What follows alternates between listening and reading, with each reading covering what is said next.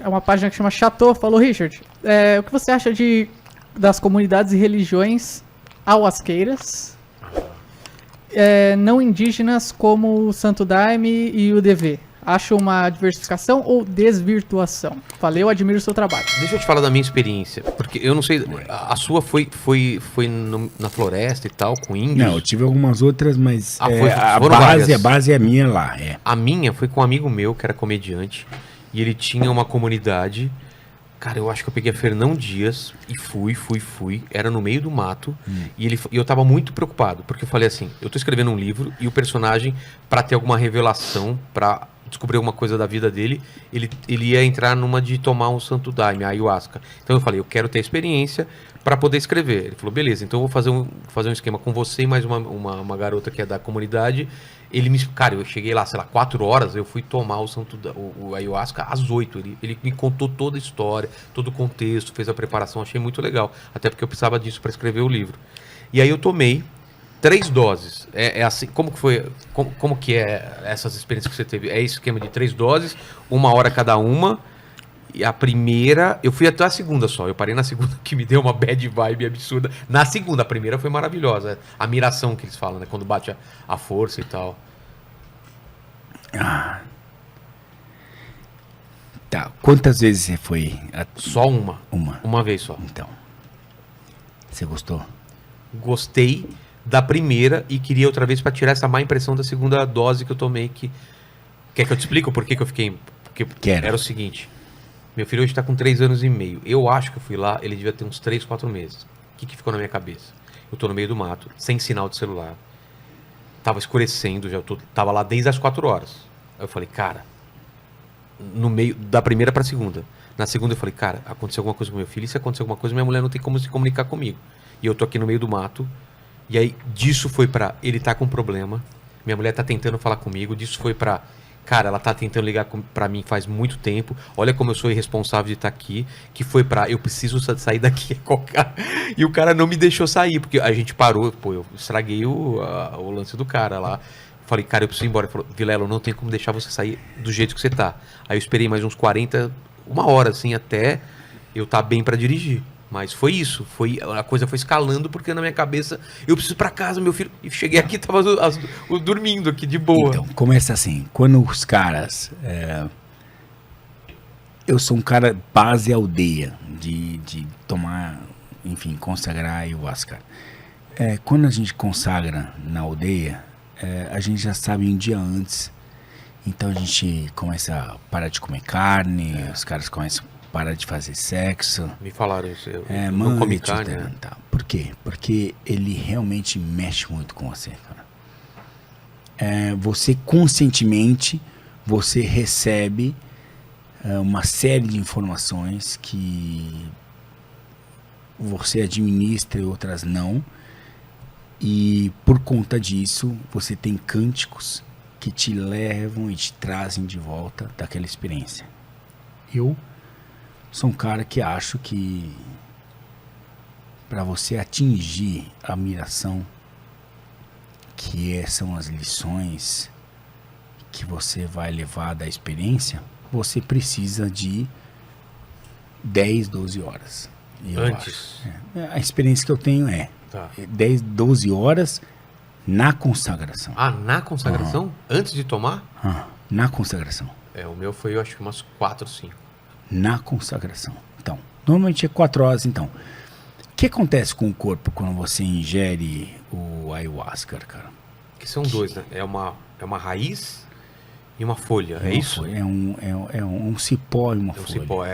Um cipó, ele libera o DMT, é isso? DMT. E o outro fala pro cérebro deixar passar isso, porque o cérebro normalmente... Eu tô falando besteira?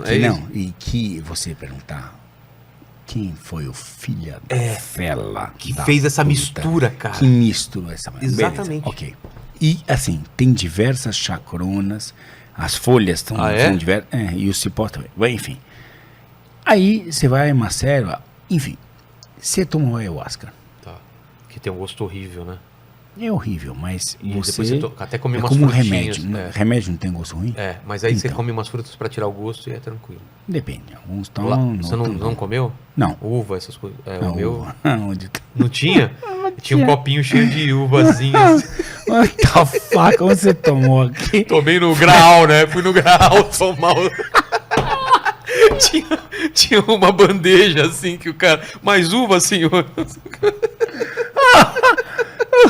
Não, o cara era meu amigo, ele preparou pra mim. Você foi o Roots. Tinha uma jujuba. Tinha uma jujuba, tinha uma pessoa pra te abanar, uma mulher pra te recolher seu vômito. Tá. Não, ok. Você foi o nesse Roots lugar- mesmo. Não, ok. Você foi abençoado. Eu fui no... Cuidaram de você. Cuidaram de mim, eu tava muito com cagaço. Ok. Beleza. Enfim. Para de rir, pô. Muito bom, cara. Tô vermelho, cara. É uvas pra esse fela da puta. Bom, ok. Ai. Beleza. Tá. A miração, o que acontece? Você tem um tempo que o teu organismo combate a situação. E fala assim, what the fuck is going on? Exatamente. Você quer botar pelo cu, pela boca, você quer botar pra fora. O organismo trabalha isso. Aí você trabalha o teu organismo e fala assim, não, tô no controle da situação. Respira e vai controlando a situação. Vai ultrapassando fases. Aí você vai, durante a noite, tomando outras doses. E aí, a miração, ela se torna evidente, cara. A miração, cara, é algo que as pessoas acham que chegaram, mas não chegaram. As pessoas acham que depois de 4 horas, você começa a enxergar as coisas meio desfocadas, então você está na miração. Não, miração é uma entrega verdadeira, onde você vê as coisas acontecendo e recebe as coisas depois de 4, 5 doses tomando ayahuasca. Cara. Caramba, mais de 3 doses? É mesmo? Eu conversei com 3 eus na primeira dose. Foi uma coisa muito maluca. Mas quanto tempo foi? 1 hora a primeira e mais 1 hora a segunda. Quanto tempo demora uma... Não, nós estamos falando de um trabalho de 12 horas, cara. Mas pré e depois das doses mais horas? Não, Quanto? pré não. Você começa completo. a primeira dose até você levantar da rede e falar, foi um prazer, vou embora pra casa. Entendi. Me deu até vontade de cagar agora, pra falar a verdade nesse assunto, cara. É mesmo? É. Vai lá, a gente segura o superchat. Não, vou. Segurei. Porque eu preciso mijar daqui. Não, tô controlando. Eu mijar e eu vou daqui a pouco. Passou. Tô bem agora. Vai ser o primeiro cara que... Pô, a gente podia deixar um pinico aqui também, né? Mas qual que era a pergunta da pessoa sobre a ayahuasca, né? Da experiência, é isso? Então você teve várias experiências, e cada experiência é diferente da outra em relação à miração e em relação de quanto você consegue entrar, porque o que eu queria era isso, era tentar entender o que estava acontecendo na minha vida, e para aquele momento funcionou muito a primeira dose. Eu conversei com 3 eus, e a gente falando sobre carreiras. É engraçado, eu não consigo nem explicar, porque era tão rápido a conversa que eu não conseguia entender o que estava acontecendo, mas parece que meu subconsciente estava entendendo tudo e tudo fazia sentido. Você entendeu o que eu falei? Não, né? Entendi. É isso. Não, era uma conversa muito rápida, não é que um falava, outro... Era todo mundo falando ao mesmo tempo e tudo fazia sentido. Só para complementar aqui, o pessoal fala de religiões ayahuasqueiras não indígenas, se vocês acham que é uma diversificação ou desvirtuação. Você está desvirtuando o ideal. Na verdade, foi a tua pergunta primeiro.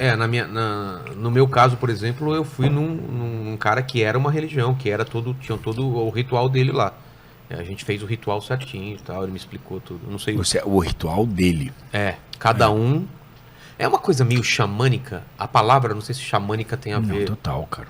O que é? O xamã, para os índios, é o cara que trazia, que tinha um contato com o sobrenatural, com o além físico, e trazia as respostas, é isso? Essa ideia do xamã? Ou não tem uma... Cada cultura... O xamã, ele transformava... Ele usava elementos naturais para melhorar a condição do indivíduo, né? Sempre relacionado à natureza, ou não? Que isso o ayahuasca é também isso, cara. Mas os índios americanos, por exemplo, utilizam de outras coisas. Por exemplo, os mexicanos utilizam o peyote. Peyote? Por que você está rindo? O que é o peyote? Eu não sei o que é peyote. É que o Thiago Ventura foi esses dias em casa. Deixa pra lá. Ventura teve aqui por 5 horas e meia de O Thiago, ele teve em casa esses dias. Eu quis dar um peiote, mas aí falaram que não podia dar um peiote pra ele. O que é um peiote? Deixa quieto. Mas o que é? É Um cactus. É? É. Porque lá no México os caras tiram do cacto também a bebida lá isso do que eu cara, tô não é? querendo dizer. Cada um tira de um lugar, entendeu? Eles tiram de um cactus. Você pode tirar de uma folha. Me chama pra ver esse cacto aí, só pra ver. Só pra ver qual que é do cacto. Ele não levou, não tem tá em casa. Né? Tá lá. Caramba. Caramba. E o lance do xamã, o que era? Era fazer essa conexão. Então, o xamã... O ayahuasca é uma coisa sul-americana? Ou não tem... É daqui mesmo? Não, ele... Eu diria... sul-americana. Peruano, brasileiro. Sim. Uhum. O problema é que, assim, a gente ocidentalizou essa prática. Aí a gente trouxe e começou a usar em rituais de 4 horas. Que eu não estou discutindo se são... o que eu acho é assim, em 4 horas, você começa a entender o teu organismo. Porque, assim, quando você toma um negócio, ayahuasca, você sentiu vontade de vomitar e cagar? Não, só depois, quando eu cheguei em casa, sim. Não, cheguei em casa, eu vomitei pra caramba. Mas lá não. Mas porque eu odeio vomitar e tava me segurando. Eu tava a todo momento evitando vomitar. Isso é um grande problema, porque isso é um primeiro problema. Porque assim, o vomitar e o cagar são... Cagar também? Dá vontade? Oxi. Não, só vomitar Não que deu deu vontade. cagar? Não, cagar não. O primeiro é o cagar. Não. Não? Não. Mas se explicar o lance do vomitar, o que tem a ver? Você bota pra fora. Isso não é ruim, cara. A gente associa coisas ruins. Nossa, eu vomitei, passei mal. Não, você passou mal, vomitou. Isso significa que você se purificou. O organismo botou pra O fora. teu organismo botou pra fora aquilo que tava te incomodando, cara. Isso não é ruim, cara. Isso é ótimo, né? Tanto que você fica melhor depois que vomita. Muito melhor. Sempre. Então, é uma melhora, cara. Entendeu? Tanto que quando eu vomitei, passou totalmente o efeito e eu tava... Quando você tomou ayahuasca, você vomitou ou não? Não, só depois, quando cheguei aqui em casa só. Tá. Você cagou? Não, Foi uma vez só? foi só uma vez. A gente tem que combinar outra. Aqui, Vamos. então. Eu quero De ter verdade, cara. uma sem essa preocupação com meu filho e tal. Ficar Não. tranquilaço, sem hora pra Tem acabar. que se entregar, cara. É. Tem que se entregar. Entregar que você fala eu tô totalmente naquilo e meu pensamento não tá fora daquilo. Aí, então, eu senti isso, meu pensamento tava fora daquilo, entendeu? Você acha que vai chegar um dia que ou é vegano ou foda-se, vai ter que ser isso ou não? Só uma viagem dos caras querendo convencer a gente, que nem CrossFit. Ou é CrossFit ou é... A minha pergunta é, essa jujuba é vegana? Não sei, ela é feita do que? É feita de... negócio de osso, né? Lá no tutano. Fudeu, então. Não sei Não vai ter jujuba no futuro, se for Não, vegano? para. Não quero estar vivo. Então. Também não quero estar vivo não, cara. Ó, o veganismo não vai salvar. Agora, tá pronto para fazer aquele corte? Vamos lá. O veganismo, ele é um movimento fundamentalmente emocional. Que leva em consideração... E fundamentalmente emocional. Não leva em consideração emoções.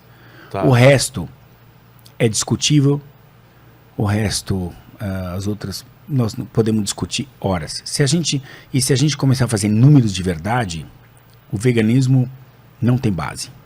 Se a gente fala em sustentabilidade, a gente chega ao princípio de que a aquicultura, que é baseada em proteína animal, ela bate qualquer cálculo que um vegano possa fazer. E eu sei que eles vão ficar putos. E na verdade, assim, você... Aquicultura? Aquicultura é, sei lá, a criação de animais aquáticos. Podem ser peixes, podem ser jacaré, pode ser tantos outros seres vivos.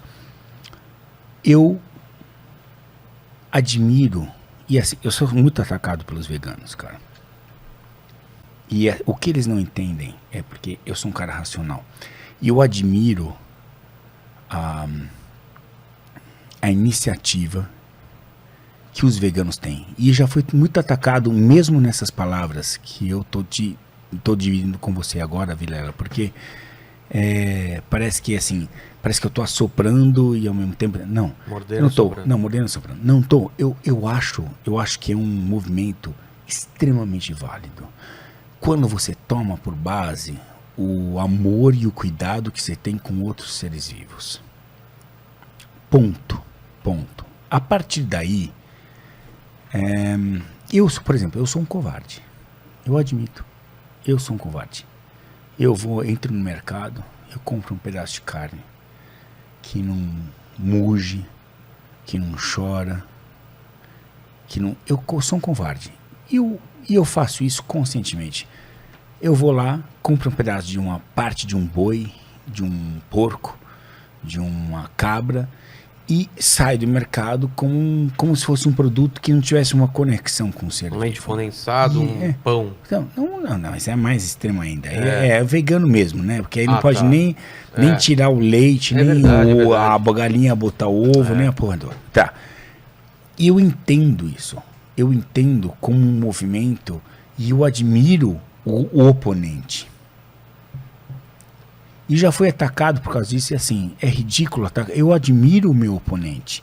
Eu admiro o oponente porque na minha concepção, não é isso que vai salvar o planeta. Porque essas pessoas que estão falando em veganismo e estão trabalhando a questão alimentar como um issue, como um problema como mundial. grande a solução, na verdade, isso é apenas um dos problemas.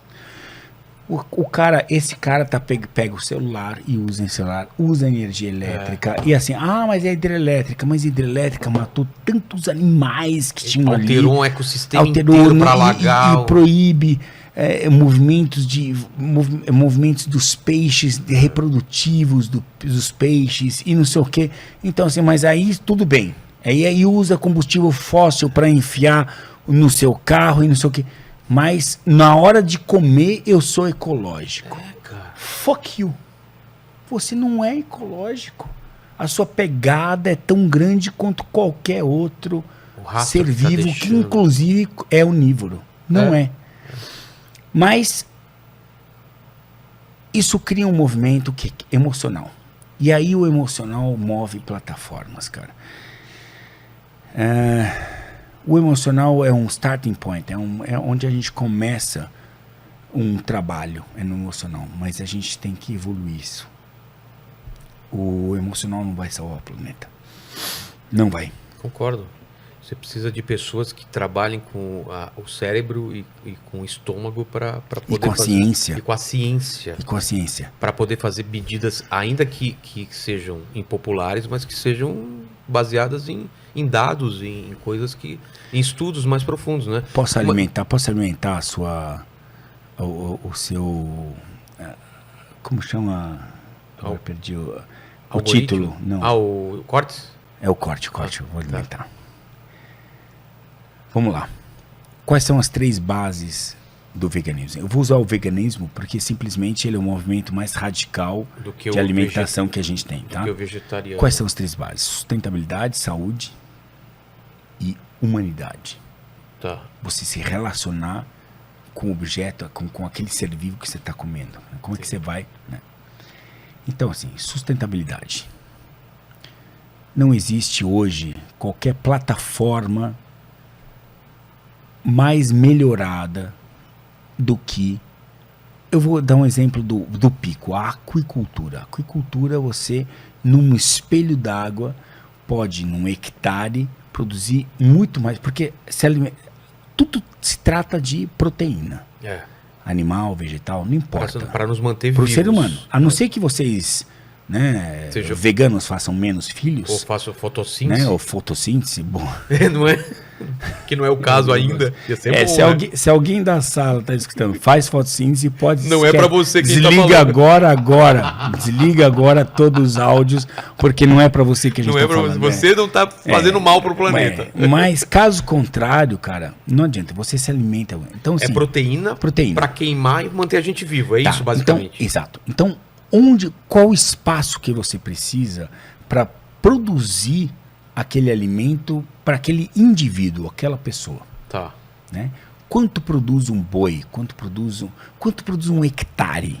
Um hectare de soja, ou de alface, ou de brócolis, ou do caralho que você plante nesse alqueire, né? Tá. Sem misturar com alho e deixa com azeite, porque isso tudo tem que precisar mais alqueires, tá? Então, aquele hectare onde você plantou a base, aquele brócolis que você plantou. Tá. Quanto te fornece? Quantas pessoas você alimenta se você colocar, em vez daquele hectare, um boi? Esse é o cálculo que nós temos que fazer. Esse é o cálculo. Então, o que isso realmente economiza para o planeta, em termos de alimentação? Porque nós todos precisamos de uma carga de proteína diária. E se vem dos vegetais, dos animais ou da fotossíntese, mas não é não? Precisa de alguma coisa. Precisa. Então, quanto que isso realmente vale e comparar? Acho que isso é uma coisa. Aí entra outra. Então, primeiro foi sustentabilidade. Sustentabilidade. Depois, saúde. Saúde é o papo de que é muito melhor para o corpo você não pegar essas toxinas animais, alguma coisa assim. Toxina? Então, não sei, mas é isso. Peraí, pra você manter aquele tomate bonito, vermelho, se você faz o quê? Você reza? Não. Não, você põe agrotóxico. Tá. Ah, mas eu não uso, eu compro só orgânico. Beleza. Conservação se faz em escala. Não se faz com o cara que mora no apartamento e desce do apartamento e gasta R$10 num maldito tomate ou numa maldita maçã orgânica, R$10. Isso se faz com escala, é o povo, é isso. Quando você atinge o povo, não é o rico que pode brincar de ser orgânico. Entendeu? Como é fácil brincar de ser orgânico quando você tem dinheiro. E o povo? Quando você atinge o povo, é que você faz escala e aí você faz conservação. Fora disso, é falácia. É falácia. Podem falar o que quiser. Pode falar. A maioria dos veganos que estão ali são veganos de apartamento, cara. Que vivem ali e falam conversa mole, cara. Desce pro povo, vai pra favela e fala sobre veganismo, cara. Você tá brincando comigo? Não atinge, não chega lá, mano. Isso é conversa de gente que tá acomodada, ou filho de alguém que paga a conta, não tem outros problemas, ou alguém que vive na conta do pai, ou alguém que vive na conta exatamente dessa dialética, dessa discussão, tá? E a terceira é o que não tem como discutir, o amor aos animais. Isso... De fato, a gente mata animais para comer. Desde o começo dos tempos. Isso é triste. Desde o começo dos tempos. Sim. Agora, Vilela, eu vou te perguntar. Você tem 51 anos de idade. Você passou coisa pra caralho, então a vida passou? Sim. Eu também. 38 anos de idade. Podemos morrer amanhã, não é? Tá. Sim, podemos morrer amanhã, né? Tranquilo. Tem história pra contar. Quando alguém perguntar como é que o Vilela morreu, você aí vão falar, não, a mulher morreu, você não acredita. Tava lá, tomou uma Heineken com cogumelo com rixa e tomou um golinho de carne e morreu ali. Que desgraçado. Você quer que lembre disso ou você quer que lembre a história que você, Vilela, construiu na vida inteira? Claro que é essa opção. Como você viveu, não como você morreu. Você vai, todos nós vamos morrer. Exatamente. Mais cedo, mais tarde, todos nós vamos morrer. E sabe a maior coisa, a coisa que ninguém pensa? Quando você morrer, você não vai estar lá pra saber como foi, então foda-se. Eu queria muito ver, sabia? Nossa, eu queria muito. E eu queria alguém pra deletar minhas redes sociais. Eu não quero ninguém mexendo nas minhas redes. Cara, eu não quero. Cara, devia ter um negócio que é ligado ao nosso DNA. Ele desapareceu, já deleta automaticamente. Eu não quero alguém mexendo nas minhas mensagens. É muito bom. Mas eu entendi o que você falou. O que importa é como viveu, cara. O que eu senti, o que passou pela minha cabeça e tal. Porque esse argumento eu não tenho o que falar mesmo. É óbvio que seria melhor. Aí eu vou jogar uma pra você. Só pra fuder o espectro. Isso não significa que seja uma opinião minha em nada. Eu só quero jogar pra que a gente pense melhor. Tá. Você tem um animal que a vida inteira viveu dentro de um chiqueiro, um porco. Vamos pegar um porco? Pode ser um porco? Pode ser. Viveu a vida inteira dentro de um chiqueiro. Um quadrado de 2x2, comendo a ração o que ele dá. Pra um dia o cara chegar ali Matar. e levar. Aí você tem um animal que tá na floresta, cheirando o ambiente, fudendo com as fêmeas que tem ali. E aí um dia uma flecha, uma bala atravessa ele e mata ele.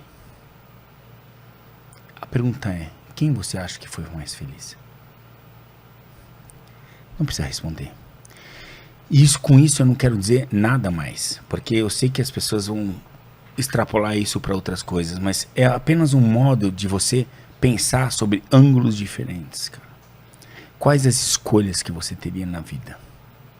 Quer ser um cara de viver em 2x2? Ou ter a oportunidade de viver a vida e tomar seus riscos que a vida tem? Porque isso a gente faz todo nosso dia. Todo dia quando a gente acorda, a gente tá tomando nossos riscos. Cada decisão A gente não toma. sabe Não. o que vai acontecer, mano. Você vir aqui é um risco. É tudo um você risco, atravessar cara. a rua é um risco. Você Tudo casar, principalmente, é um risco. é um risco. Chamar sua sogra pra sua casa. É um risco. Minha sogra tá morando em casa. Ela tá morando em casa? Tá, é um problema, cara, porque Isso é um grande risco, ela cara. é novinha e aí ela fica andando de sutiã em casa, só que ela é brava pra caramba. Então, na hora de transar, eu tenho que transar bem baixinho pra não acordar minha mulher. É muito complicado isso. Você não acorda a tua mulher ou a tua sogra? Não entendi. Minha mulher. Não, você falou que ela é novinha. É, não, por A página que chama Claramente Não É Você também falou: boa, Richard. Tente ter um papo com o Chris Hunter sobre a importância da caça na conservação de espécies e tirar muitos mitos desse assunto, que é um tabu aqui em terras tupiniquins. Qual que é o lance? Caças na preservação da espécie? É. Ah, não entendi. Existe isso. O quê? Pois é.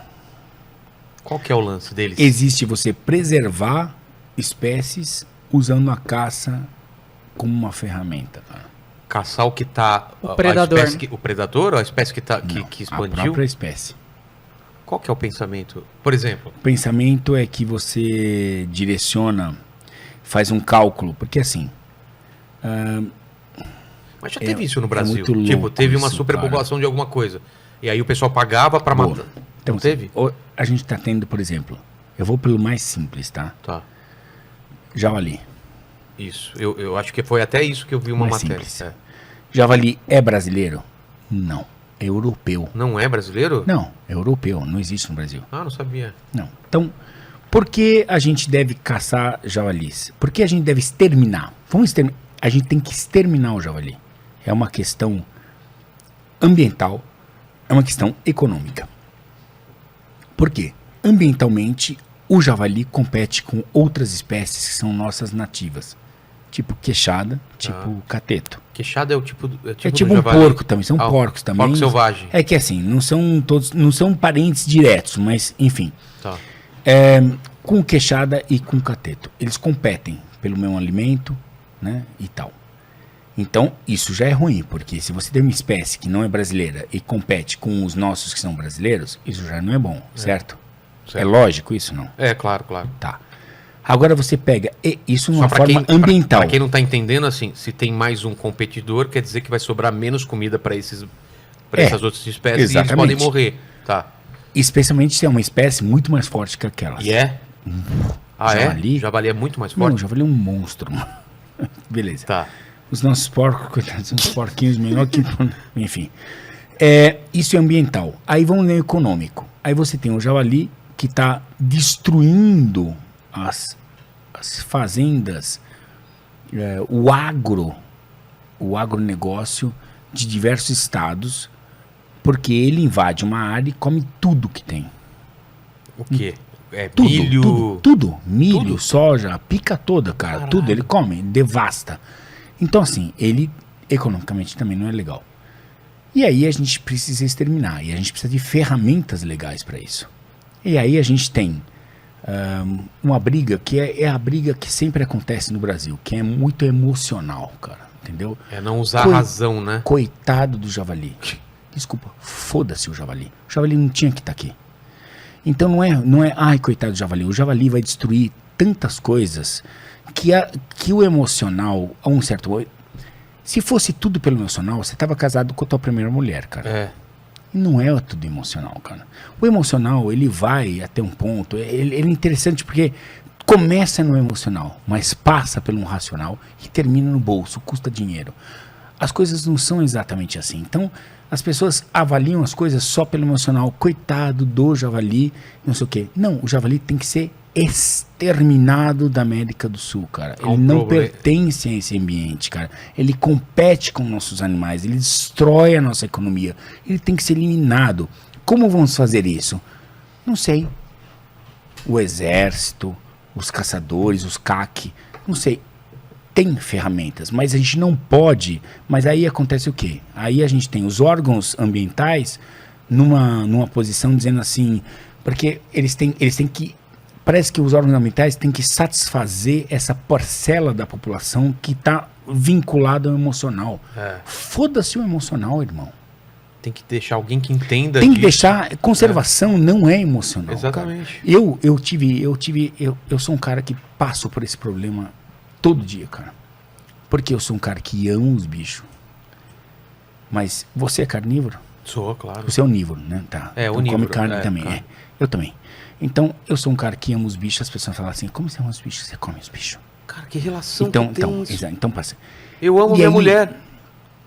Você come tua mulher, né? Filho da puta. Que O exemplo. mandíbula entendeu. Não, que exemplo Ele desgraçado demorou esse. 3 segundos e riu. Eu amo a minha mulher e eu como a minha mulher, cara. É o mesmo exemplo. Ok, mas eu entendi o seu ponto. Desgraçado, né? Desgraçado. É a bebida que você tá me dando aí. Não, vai Mas eu ficar, ainda entendi. vai ficar culpa minha, É, caralho. entendi. Bom, então assim, a gente Você tem falou, que... você Eu falou, tive que você separar ama o Richard. Você eu tive ama que o separar. animal. Claro. E é onívoro, você come também. Eu tive que separar o Richard em duas partes. Eu tenho 2 canais no YouTube. A Casa dos Bichos, onde o Richard é aquele... que fofinho. Que é verdade. É o bicho, é o cara ligado aos bichos que acha tudo lindo e fofinho. E o Richard conservacionista. Que é aquele cara que fala assim... Se 2 jacarés tiverem que pagar com a vida para 100 jacarés sobreviverem, eu tô dentro. Eu apoio. Isso não é fácil. Mas ele é verdadeiro. Para conservação. E é necessário, não é? Para conservação, ele é fundamental. Conservação não se faz com o coração. Conservação se faz com a razão. E às vezes a gente tem que brincar de Deus nisso, escolher falar assim, mais disso, menos daquilo. E trabalhar com coisas chamadas manejo. Entendeu? Manejo? Manejo é você pegar a situação natural e trabalhar ela com o objetivo de conservação. Tá. É você olhar Nós pra dois, nós estamos gordos. Tamo. A gente tem que fazer o quê? Dieta. Isso significa o quê? Perder peso. Perder peso. Se a gente tá magrelo, que nem esse desgraçado que tá aqui, Ah, esse para? maconheiro que Falou. se a gente quer ganhar peso, a gente tem que fazer ganhar peso, é acumular, né? Então assim, isso vale para qualquer coisa da natureza. Se você tem poucos espécimes de uma espécie e na natureza, você tem que fazer o quê? Você tem que pegar aquelas que tem e guardar, colocar elas em cativeiro, né? Aí tem um nome bonito chamado conservação ex situ, é um nome bonito para isso, Mas conservação ex situ, que cativeiro. é colocar em cativeiro. Para quê? Para reproduzir, garantir aquela genética para que um dia, se a gente precisar, colocar de volta na natureza. Quando você tem muito na natureza de uma determinada espécie, você tem que diminuir, porque senão ela destrói o meio ambiente. Então, quando você pega E assim, eu vou usar a África, porque a África é um exemplo, um padrão para o mundo todo de manejo. Você pega uma área lá que tem de savana, tem elefante demais, o que vai acontecer? Vai destruir a savana. Porque o elefante, para comer uma folha, ele derruba uma árvore. Ah, é? É um filho da puta, cara. Caralho. É lindo. Ele quer aquela folha, ele derruba a árvore e come a porra da folha. Caralho. Filha da puta. É isso. Então, ele, ecologicamente, ele, quando em grandes quantidades, se ele tem muito elefante, vai foder a savana. É simples, cara. Então, nós temos que controlar o número. E é isso que a África faz. Ela controla, né? Os africanos fazem, especialmente os africanos do sul, eles controlam a quantidade de diferentes populações de animais para que aquelas populações não sejam maiores do que aquilo que é a capacidade de carga daquela região. Cara, isso é fantástico. Isso é uma forma inteligente de administrar, mas não é uma forma emocional. Então, o Richard, na casa da tartaruga, que é verdadeiro, ele dá nome para esses 2 jacarés que vão perder a vida para salvar 100. É o Wally e o Jason, entendeu? Mas a verdade na conservação, ela é mais fria e precisa ser. Se a gente pensa em conservação de verdade. A gente não está aqui para salvar todo mundo que está ali, coitado, não sei o quê. Não funciona desse jeito. Não funciona. Não é o Fiuk, né? Não vou matar essa formiguinha, não vou matar, não sei o quê. Ele falou da formiguinha? Falou. Ah, que bonitinho. Teve um lance da Austrália que foi introduzido alguma coisa lá que... Sapo, né? Sapo. O sapo fez o quê? Ele em grande quantidade, ele fodeu com o quê? Ele comeu caras que conservavam... Eu não sei que porra que o sapo comeu lá, mas comeu insetos que provavelmente fertilizavam ou conservavam, não sei o que, a floresta. Algo assim. É sempre assim. Qual foi a solução da Austrália? Foi... Exterminar os sapos. Tecnicamente, exterminar os sapos. Caramba.